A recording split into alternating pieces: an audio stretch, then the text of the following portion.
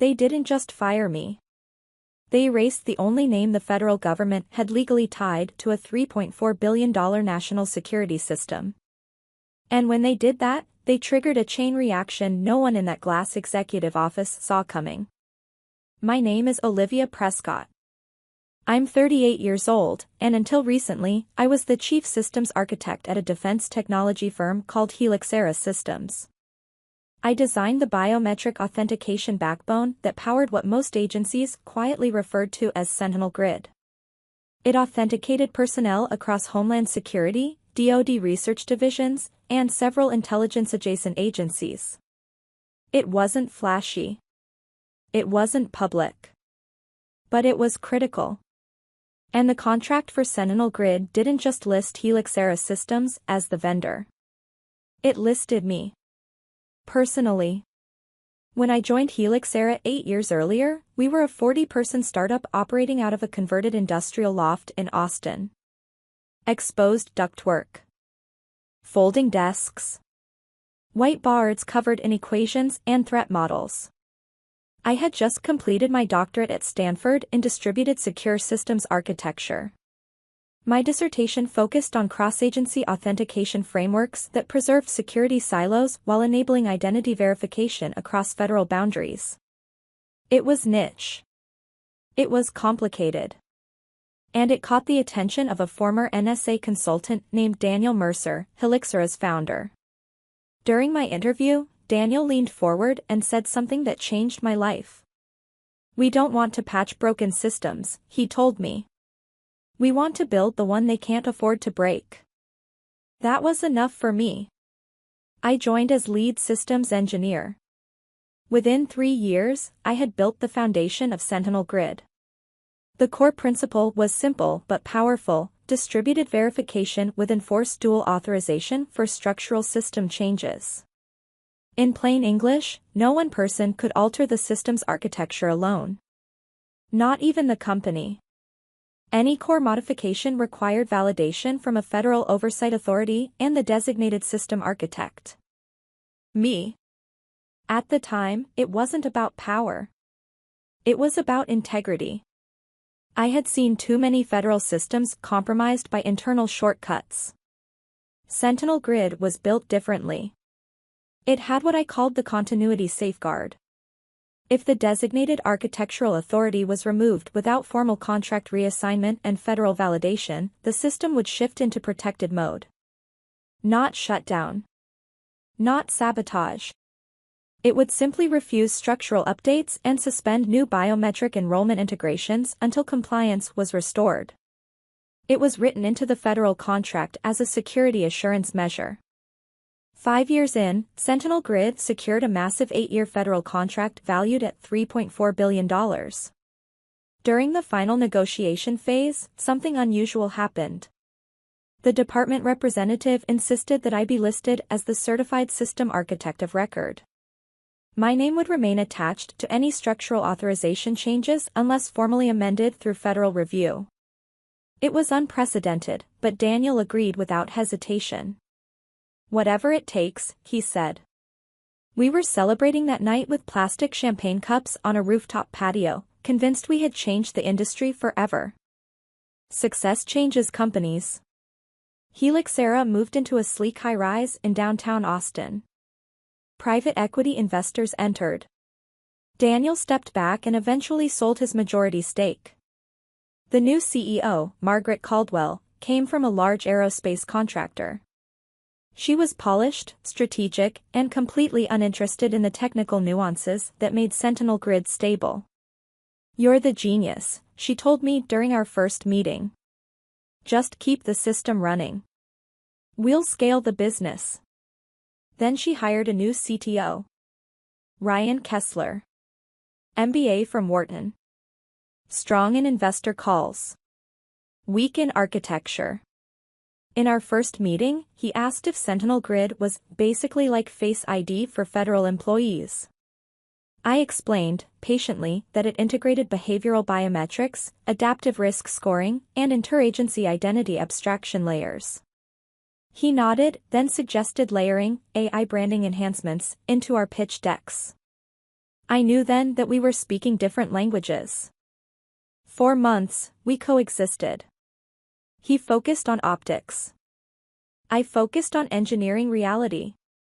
But he wanted authority consolidation. He proposed streamlining authorization controls so executive leadership could move faster. I refused to remove the continuity safeguard. It wasn't optional. It was contractually embedded. He appeared to accept that explanation. That was my mistake. The meeting happened on a Thursday afternoon. HR, legal counsel. Ryan seated at the head of the table. Margaret joining remotely. The tone was overly rehearsed. "We're restructuring the technical division," Ryan began. "Your role is being dissolved under a distributed leadership model." I felt the shift in my stomach before the words fully landed. They were firing me. After 8 years. After building the system that sustained the company's valuation. "Our legal team has reviewed the contracts," Margaret said through the speakerphone. "All intellectual property belongs to Helixera Systems." I didn't argue that point. The code did belong to the company. But the architectural certification clause did not. And the federal designation? I asked quietly. Ryan smiled like he had already solved that problem. "We updated internal authorization hierarchies last quarter. The CTO office now holds system authority." That was the moment I realized they had no idea what they had done. They had updated internal corporate credentials. They had not amended the federal architectural certification clause. They had removed my Active Directory credentials without submitting a reassignment request through the department's compliance channel. Which meant the next time Sentinel Grid attempted a structural sync or enrollment expansion, the continuity safeguard would activate. Not because I coded revenge. But because I coded resilience. My badge was deactivated before I reached the elevator. Security escorted me out like I was a risk factor. I remember the LED light on my access card turning red. I remember thinking how poetic that felt. They believed they were containing risk. They had just triggered it. I didn't panic. I drove home. I opened my personal compliance archive. Unlike what Hollywood imagines, I didn't have secret back doors. I had documentation. Audit trails. Contract appendices. And a mirrored architecture model used for testing integrity validation. I reviewed the safeguard logic. It was functioning exactly as designed. If architectural authority was invalidated without federal reassignment, new biometric onboarding would pause.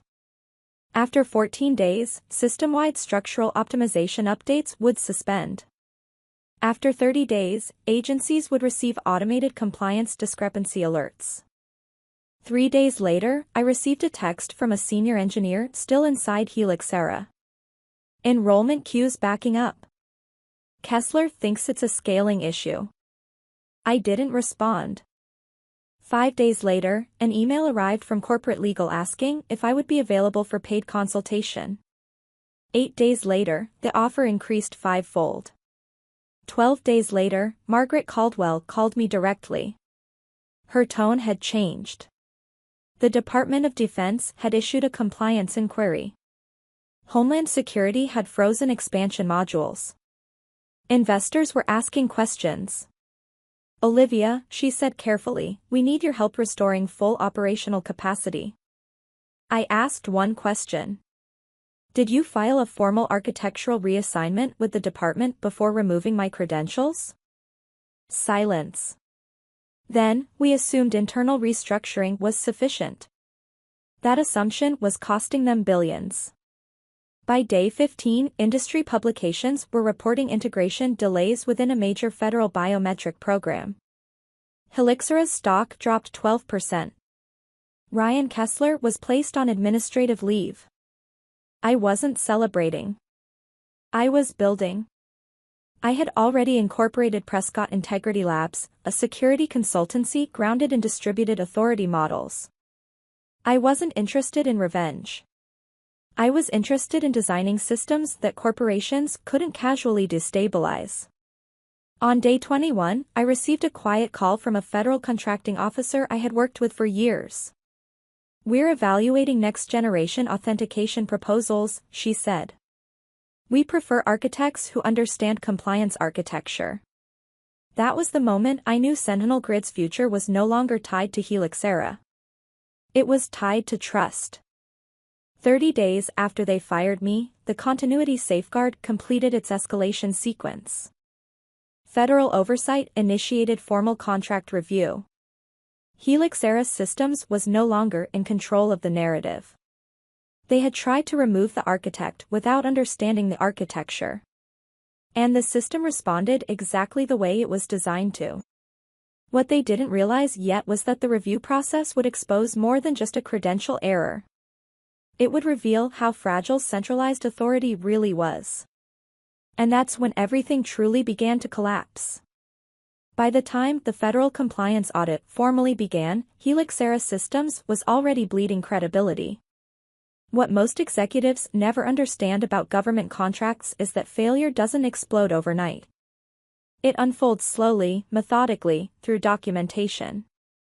Through signatures. Through clauses no one bothered to read twice. The department's review panel didn't care about investor confidence or executive ego. They cared about one thing: chain of authorization. And Helixera had broken it. 3 days after the escalation sequence completed, Sentinel Grid entered restricted operational mode across multiple agency nodes. Again, not a shutdown. Not chaos. Existing personnel could still authenticate. Ongoing operations weren't disrupted. But no new biometric enrollments were processing. Agency expansion modules were suspended pending validation. That alone cost Helixera millions in milestone payments. But the real damage was reputational. In defense contracting, reputation is oxygen. And theirs was thinning fast. Margaret Caldwell called me again. This time there was no executive polish in her voice. "We're prepared to reinstate you as Chief Technology Officer," she said. "Full authority. Immediate compensation package adjustment. Equity revision. We will remove Kessler permanently." The offer was substantial. On paper, it was everything I had earned years earlier. But this was no longer about titles. "You removed architectural authority without federal reassignment," I replied calmly. "That isn't a technical mistake. It's a governance failure." She didn't argue. She couldn't. Behind the scenes, investors were panicking. Helixera's valuation had been built almost entirely on Sentinel Grid's projected renewals and expansion phases. With enrollment suspended, those projections collapsed. Analysts began publicly questioning whether the company had misrepresented its internal compliance stability during investor briefings. That triggered something far more dangerous than contract review. It triggered shareholder litigation risk. Meanwhile, Prescott Integrity Labs was operating out of a modest office space in Austin. 12 engineers. No executive theatrics. No investor pressure. Just architecture. We built everything around distributed authorization clusters. No single human credential could invalidate the system. No executive restructuring could trigger compliance mode. Authority was mathematically shared across certified nodes, each independently verifiable by federal oversight. I wasn't building a system that depended on me. I was building one that couldn't be destabilized by ego. On day 35, the department issued a preliminary findings notice to Helixera. The language was clinical. Material deviation from contractual authorization protocol. That phrase alone carried the weight of termination. Internally, Helixera's board forced Margaret Caldwell to step down pending outcome review. An interim CEO took control. The first thing he did was request an in-person meeting with me. We met at a neutral conference facility. He didn't posture. He didn't negotiate aggressively. He looked tired. If you return, he said, the department has indicated willingness to reconsider full termination. They trust you. They do not trust us. That sentence carried more truth than he realized. Trust isn't built through marketing decks. It's built through design decisions made when no one is watching. What happens next if I decline? I asked. He didn't hesitate. We lose Sentinel Grid. Our stock collapses further. We likely face acquisition under distressed valuation. He was honest. And honesty mattered. But so did principle. The system functioned exactly as it was contracted to, I said. You removed the architect without reassignment. That safeguard protected the agencies you serve. If I return without structural reform, you'll repeat this mistake under a different executive. 2 days later, the Department of Defense issued formal contract termination proceedings. The $3.4 billion Sentinel Grid program was suspended indefinitely. Within 48 hours, Helixera's stock dropped 22%. Trading was briefly halted due to volatility. Financial networks began running segments about the cost of governance oversight failure. Ryan Kessler quietly exited the industry. His LinkedIn profile disappeared within a week. I didn't feel victorious. I felt heavy. Hundreds of engineers inside Helixera had worked tirelessly on Sentinel Grid. They weren't responsible for executive shortcuts. Many of them reached out privately. Some joined Prescott Integrity Labs. Others moved to different defense contractors. Talent migrates toward stability. That's a law of both biology and business. 6 weeks after my dismissal, the department released a request for proposal for a next-generation unified authentication framework. Estimated value, $2.8 billion over 6 years. The language was clear. Emphasis on distributed governance architecture and certified multi-party authorization compliance. They weren't subtle. They wanted what Sentinel Grid had promised but corporate leadership had compromised. We submitted our proposal under Prescott Integrity Labs. No dramatics. No public statements about Helixera. We outlined our distributed cluster model, compliance verification layer, and fail-safe governance controls. Every safeguard was documented. Every authority path mathematically provable. When the contract officer called me personally 2 months later, her words were simple. We believe you understand why this matters. 3 months after Helixera fired me, they were acquired at a fraction of their prior valuation. Sentinel Grid's intellectual property was transferred under federal supervision. The brand dissolved. The glass high-rise office emptied quietly. There were no dramatic press conferences. Just filings. Notices. Transitions.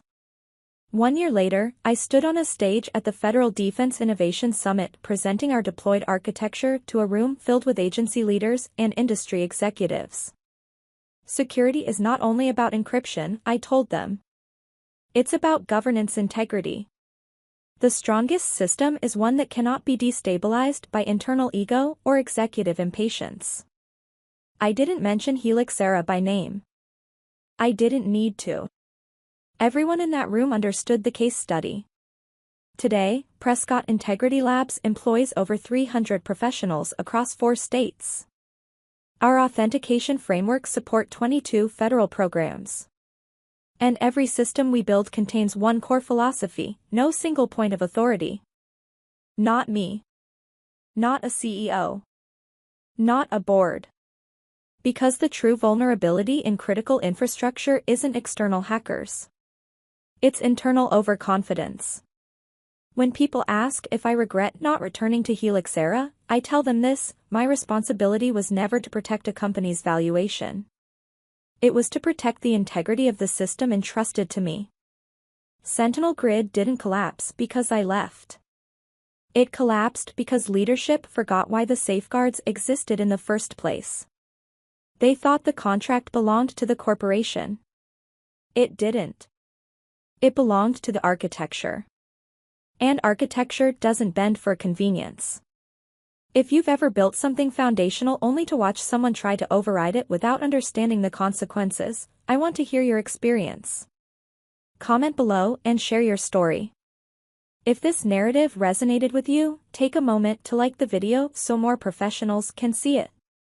And subscribe to the channel for more real stories about power, integrity, and what happens when expertise is underestimated.